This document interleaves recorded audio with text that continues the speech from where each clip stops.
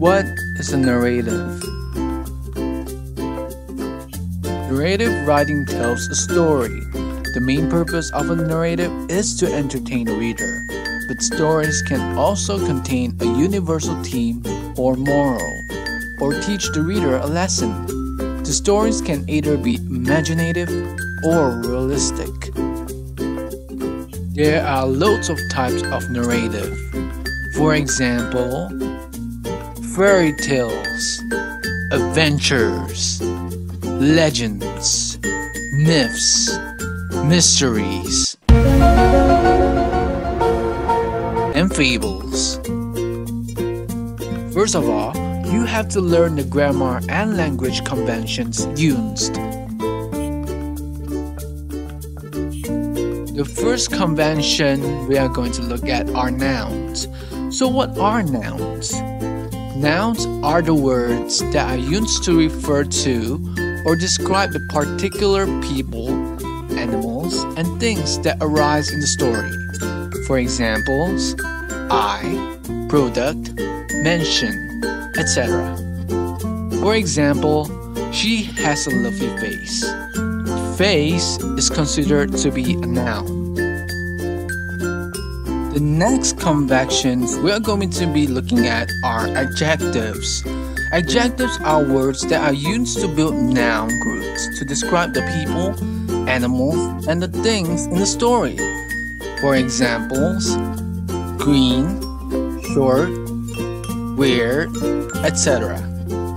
For example, the book has a deep blue cover.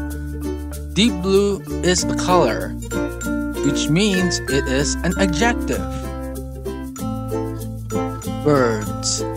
Verbs are words that used to indicate what the characters are doing. An example of a verb are saying and thinking verbs, which can be used to indicate what characters are feeling, thinking, or saying. For examples, run, work, walk, etc. For example, the cheetah attacked fiercely. Attack is a verb. It shows what the cheetah is doing. The fourth conventions we are going to be looking at are adverbs. It is used in conjunction with adverbial phrases to locate the particular incident or event.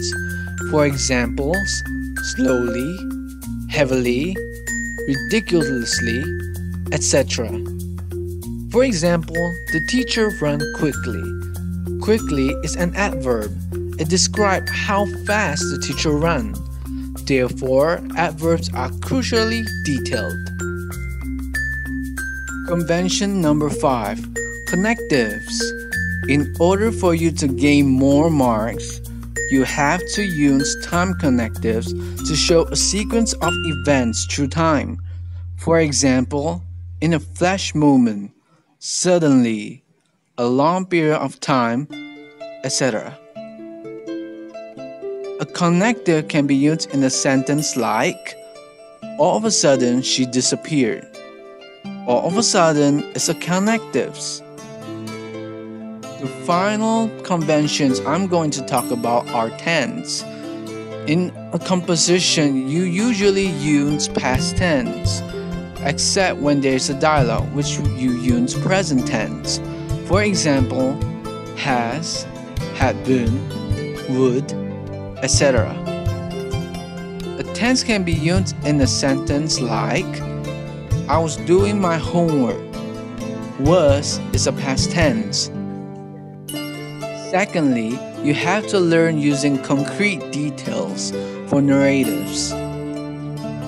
What do I mean by this? It means that you will have to use concrete language and try to avoid abstract language. What are the differences between these two languages? Concrete language makes the story or image seem clearer and more real to us.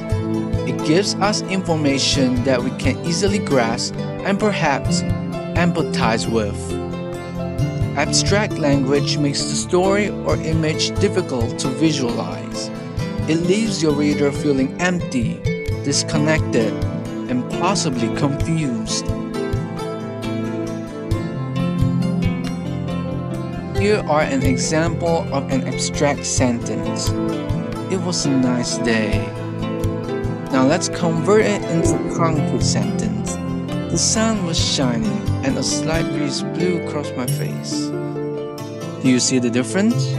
Now let's try another abstract. I like writing poems, not essays. Let's convert it to concrete once again. I like writing short rhythmic poems and hated rambling on about my thoughts in those 4-page essays. Now let's take a look at another abstract sentence. Mr. Smith was a great teacher. And now let's take a look at the concrete version of the same sentence. Mr. Smith really knew how to help us turn our thoughts into good stories and essays. Thirdly, your narrators must include 5 W's, 1 H, and your feelings in the story. The 5 W's, 1 H stands for who, what, when, where, why, and how. To explain this, we'll be taking a look at the student sample of a narrative written by Caroline Gamble entitled Small Town Terror. In paragraph 1, you introduce and describe the setting. That includes who is there and where does it happen.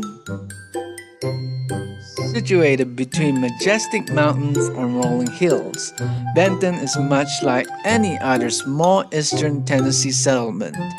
It was election day, and looking forward to a visit to the ice cream shop, I accompanied my grandfather as he drove the 10-mile journey to town. Country life offered little excitement, but that day an air of uneasiness replaced the usual contentment one felt while passing each buildings. Their drabness contrasted sharply by a few colorful modern improvements. Having spent the first 10 years of my life here, it was easy to detect any change in the town's mood.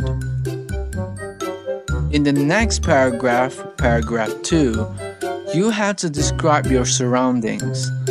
That includes what has occurred. I pondered the worried expression on the faces of the few people we saw on the streets. It seemed everyone was in a hurry. There were not the usual groups gathered to exchange local gossips. Most noticeable was the absence of children. In paragraph 3, the things you should describe next are events, along with how does it happen. As my grandfather's dilapidated Ford approached the town's only traffic light, we were greeted not by flashing red, yellow, or green, but by uniformed National Guardsmen armed with guns and appearing much out of place in such placid surroundings. As our vehicle slowed to a stop, I was aghast as I saw before me a huge machine gun pointed in our direction. A young guardsman walked briskly to the car and explained, almost apologetically, "Sorry, sir, but we'll have to search your car. Just routine procedure." For the 4th paragraph, you have to describe the process and state the reason why it has occurred. As the car was being searched, we learned the reason for such drastic precautionary measures. A man whom we knew and who was a candidate for the sheriff's office had been brutally murdered in the presence of his wife and daughter. It was rumored that the opposing party was responsible for the fatal shotgun blast, and other rumors stated that explosives would be brought into town to bomb the courthouse. Paragraph 5 contains the past surroundings and also the time when it happened. As this unbelievable information was being given, I sat petrified, trying to convince myself that this was the same town where only yesterday old men in dirty overalls lounged around the courthouse, spitting tobacco and discussing the forthcoming election. Dogs and children had roamed freely on the sidewalks, while women browsed in the stores for hours without buying anything. Strangely, all this had changed overnight, and the preconceptions I had about our peaceful country and the glorious right to vote were beginning to sound as a sour note. Marching through the streets, guards with guns gave the appearance of towns I had seen in the movies, towns which did not know freedom but captivity.